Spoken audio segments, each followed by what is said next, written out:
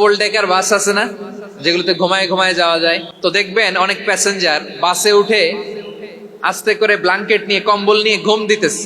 দেখেন তার কি বিশ্বাস ড্রাইভারের উপরে। এই বাস তো তারা চালাইতে চালাইতে নওগাঁ নিয়ে যেতে পারে, পঞ্চগড় ছেড়ে দিতে পারে, কিন্তু তার কোনো টেনশন নাই। সে দেখবেন ব্ল্যাঙ্কেট নিয়ে কম্বল নিয়ে দিছে জনমের ঘুম। এর কারণ তার বিশ্বাস আছে যে সকালবেলা এই বাস কক্সবাজারেই পৌঁছবে।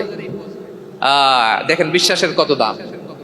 ঢাকা থেকে জেদ্দা ওমরা করতে যারা যান, দেখবেন 40,000 ফিট উপরে বিমানে অনেকে কম্বল চাপা দিয়ে ঘুম দিতেছে। ঘুম এই বিমান 40,000 ফিট উপর দিয়ে পাইলট চালায়া এটাকে আফ্রিকার জঙ্গলে নিয়ে যায় নাকি ভারত মহাসাগরে নিয়ে যায়, তার কোনো টেনশন নাই। সে ঘুম, কারণ তার পাইলটের উপর, এই এয়ারলাইন্সের উপর বিশ্বাস আছে যে সকালবেলায় এটা জেদ্দা আন্তর্জাতিক বিমানবন্দরে ল্যান্ড করবে। ঠিক কিনা বলেন? বাবা বাবা তার কলিজার টুকরো সন্তানকে, ছোট্ট ছেলেটাকে দেখবেন মাঝে মাঝে আদর করে এরকম শূন্যে ছুঁড়ে মারে। আপনারা মারেন? ময়মনসিংহের বাবারা বাচ্চাদের সাথে এরকম মজা করেন না? তো উত্তর দেন না কেন? আপনারা করেন?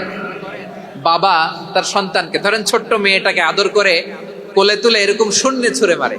তো মেয়েটাকে শূন্যে ছুঁড়ে মারলে দেখবেন মেয়েটা খিলখিল করে হাসে, খিলখিল করে হাসে। ও যদি নিচে পড়ে ওর হাতও ভাঙবে, পাও ভাঙবে, তারপরেও হাসে। কেন হাসে? কারণ মেয়েটার বিশ্বাস আছে যে আব্বু আমারে ছাড়বে না, আব্বু আমাকে ঠিকই ধরে ফেলবে। চিল্লায় বলেন ঠিক কিনা? ও আমার প্রাণের ময়মনসিংহের ভাইয়েরা, এই জমিন চলে বিশ্বাসে। বিশ্বাস এই পৃথিবীর সবচাইতে দামি সম্পদ। এজন্য একজন বিশ্বাসী জমিনের মধ্যে বেঁচে থাকলে এই জমিনের উপর আল্লাহ প্রলয়ঙ্কারী কিয়ামত দিবে না। এজন্য আল্লাহ বললেন ওয়াল মুমিনিনা ওয়াল মুমিনাতি, বিশ্বাসী পুরুষ এবং নারীকে আমি আল্লাহ বড্ড ভালোবাসি। তারা এমন ভাবে বিশ্বাস করে না দেখে বিশ্বাস। আল্লাহ বলছেন আল্লাযীনা ইউমিনুনা বিল গায়বি ওয়া ইউকিমুনাস সালাহ, আমার বিশ্বাসী বান্দারা না দেখে বিশ্বাস করে। অদৃশ্যের প্রতি তারা বিশ্বাস রাখে, না দেখে বিশ্বাসটাই আসল বিশ্বাস। ঠিক কিনা বলেন? আচ্ছা, বুঝে থাকলে উত্তর দেন। আমার হাতে 3টা চকলেট নিয়ে যদি আমি বলি এই যে আমার হাতে চকলেট, তুমি বিশ্বাস করো? আপনি তো বলবেন করি, কারণ চকলেট তো দেখা যায়। বিশ্বাস না করে যাবেন কই? কিন্তু আপনারা না দেখায়া 3টা চকলেট এরকম মুষ্টিবদ্ধ করে পিছনের দিকে নিয়ে যদি বলি বন্ধু আমার পিছনে ডান হাতের মুঠায় কিন্তু 3টা চকলেট আছে, বিশ্বাস করো? ও না দেখেও যদি বলে বন্ধু তুই যেহেতু বলছিস বিশ্বাস করি, যদি করে এটাই আসল বিশ্বাস। না দেখে বিশ্বাস করাটাই আসল বিশ্বাস। চিৎকার করে বলেন ঠিক কি না?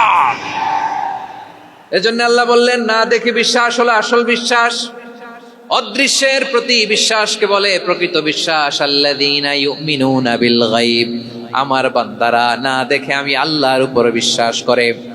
এবার বিশ্বনবী বললেন 6টি মৌলিক কর্মসূচির সারমর্মের নাম যেমনি হলো ইসলাম, ঠিক তেমনি 6টি মৌলিক বিশ্বাসের বিষয়ের উপর ঈমান আনার নাম হলো বিশ্বাস। সুবহানাল্লাহ বলেন। 6টা মৌলিক বিষয়ের উপর যদি আপনি বিশ্বাস রাখেন এটা হচ্ছে ঈমান। সেটা কি? সাইয়েদনা জিবরাইল বললেন ইয়া মুহাম্মদ আখবিরনি মাল ঈমান, ঈমান কারে বলে বলো। আল্লাহর নবী বললেন আন তুমিনা বিল্লাহ, আল্লাহর উপর ঈমান আনবা। কার উপর? আরো জোরে বলেন কার উপর? আল্লাহ নামটা আপনাদের ভাল লাগে? আল্লাহর জিকির যে করছেন কেমন লাগে? সবাই মিলে গলা ছেড়ে আল্লাহরে ডাক দেন তো, বলেন আল্লাহ। আরো জোরে আল্লাহ। প্রাণ খুলে একসাথে ইয়া আল্লাহ। আল্লাহ নাম যতই জপি ততই মধুর লাগে, নামে এত মধু থাকে কে জানি তো আগে। আল্লাহ নাম যতই জপি, ও নাম জপে প্রিয়তম, ও নামে জপে মজনু সম, ওই নামে পাপিয়া গাহে হৃদয় গোলাপে বাগে। আল্লাহ নাম যতই জপি। সুবহানাল্লাহ বলেন। আল্লাহর নাম এত মধুমাখা নাম, এত জাদুমাখা নাম। সব নবীরা এই নামের জিকির করেছেন, সব আল্লাহর ওলিরা এই নামটি জপেছেন। এজন্য এই নাম জপলে হৃদয় শান্ত করে দেয় কে? এজন্য আওয়াজ করে আল্লাহরে আবারও ডেকে বলেন ইয়া আল্লাহ। বিশ্বনবী বললেন ঈমান মানি আন তুমিনা বিল্লাহ, আল্লাহর উপর ঈমান আনবা। ওয়া মালাইকাতিহি ফেরেশতাদের উপর ঈমান আনবা, ওয়া কুতুবিহি আল্লাহর পাঠানো কিতাবের উপর ঈমান আনবা, ওয়া রুসুলিহি রাসূলের উপর ঈমান আনবা, ওয়াল ইয়াউমিল আখিরি শেষ বিচারের প্রতি ঈমান আনবা, ওয়া তুমিনা বিল কদরি খাইরিহি ওয়া শাররিহি আল্লাহর দেয়া তাকদীরের উপর ঈমান আনবা। ঠিক কিনা বলেন? তাহলে এই 6টা মৌলিক বিষয়ের উপর বিশ্বাসকে বলে ঈমান। আল্লাহ ওই ঈমানদারদেরকে পছন্দ করে যাদের ঈমান এরকম মজবুত। আল্লাহ বললেন ওয়াল মুমিনিনা ওয়াল মুমিনাতি, ঈমানদার পুরুষ এবং নারীরাও আমার কাছে বড্ড প্রিয়। তাহলে আমার প্রিয় ভাইয়েরা, ইসলাম যেমনি বুঝেছেন সারেন্ডার, ঈমান মানে হচ্ছে বিশ্বাস, বিশ্বাসের স্বীকৃতি। এই বিশ্বাস না থাকলে ওই মানুষের কোনো দাম নাই। ঈমান ছাড়া নেক আমলের কোনো দাম নাই। ঈমান হলো সংখ্যার মতো, নেক আমল হলো শূন্যের মতো। বুঝে থাকলে উত্তর দেন, ঈমান কিসের মতো? কথা বলে না, বুঝে নাই বোধহয়। ঈমান কিসের মতো? সংখ্যা। আর নেক আমল শূন্য। আচ্ছা, আপনি ঈমান আনেন না, ঈমান ছাড়া খালি নেক আমল, তাহাজ্জুদ, নামাজ, রোজা, জিকির, আজকার, এক এক ইবাদতের কারণে খালি শূন্য পাইতেছেন। শূন্য পেতে পেতে পেতে পেতে হাজারটা শূন্য। এটার কোনো দাম আছে? কথা কয় না, দাম আছে। কিন্তু আপনি ঈমান আনার পর একটা সংখ্যা পেয়ে গেলেন, এক। এবার নেক আমল করলেই একের পাশে শূন্য বসে গেলে কত হয়? 10। এবার আবার দান করলেন, আরেকটা শূন্য পাইছেন, কত হইছে?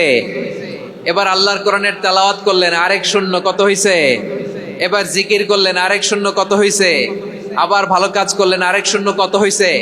এখন যত সৎকর্ম নেক আমল করেন, শূন্য যত বাড়ে, এটার দাম আছে না নাই?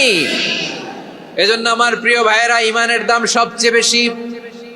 ঈমান হলো সফলতার মাপকাঠি।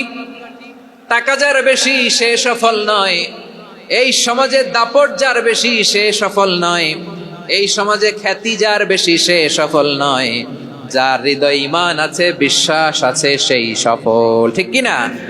এজন্য রব্বুল আলামিন বলেন, কদ আফলাহাল মুমিনুনাল্লাযীনা হুম ফি সলাতিহিম খাশিউন, সফল হয়েছে তারা, ঈমান এনেছে যারা।